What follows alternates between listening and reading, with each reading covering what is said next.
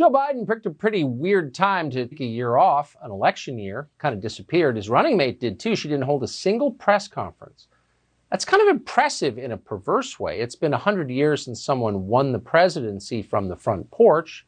Not that Biden has won. We're hoping he doesn't. But if he does, he'll be the first since Warren G. Harding. And Harding didn't have corporations working on his behalf. So why did Biden go with that strategy? Roger Kimball is with American Greatness, wrote a really smart piece, one of many he's written about this today. We're happy to have him on tonight. Roger Kimball, great to see you. So tell us about the basement strategy. What did it amount to, do you think? Well, it wasn't a strategy propagated by Joe Biden. Joe Biden is a kind of cipher or empty bladder into which has been injected the somnolent but dangerous agenda of wokeness and identity politics, the far left wing of the Democratic Party. He has no real ideas of his own. He merely excretes what he's demanded to excrete on cue. I think everybody looking at this election has to have understood that it was one of the things that was so odd about it was that the president would be dashing around the country, giving press conferences, holding interviews. He'd talk to anyone. In the last several weeks of the election, he was, holding 2, 3, 4, 5 rallies a day all across the country.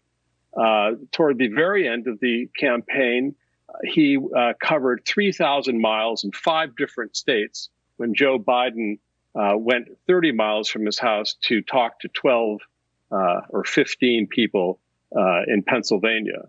It was an incredible contrast. Why would that be? Because Joe Biden understood that the fix was in.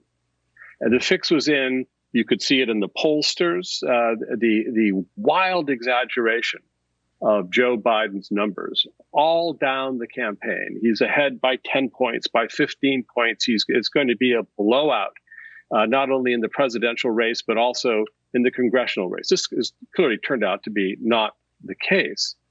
Then, of course, it was big media. The media was 100% behind Biden and against the bad orange man.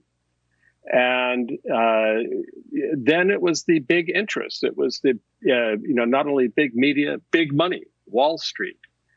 It was big China, definitely behind Joe Biden. And finally, you had the deep state apparatchiks. I know some people don't like that phrase, deep state, but these are the people who, the army of people who on the ground we have video evidence of it, instruct postal workers to hand stamp ballots with the previous time so that they could be counted. How is it possible? And we have this, I believe, from the world's greatest psephologist, Nate Silver, that 23,000 ballots showed up in Philadelphia, all bearing the name of Joe Biden. That is an impossibility unless it was on purpose. So Joe Biden didn't really campaign. He merely offered himself up for acclamation by the party of woke identity politics. There are probably not 15 people in this whole country who know what Joe Biden really believes and want to be led by him. He was irrelevant to this process. Roger Kimball, one of the rare people who speaks as crisply as he writes. It's a pleasure to have you on tonight. Thank you. Thank you, Tucker.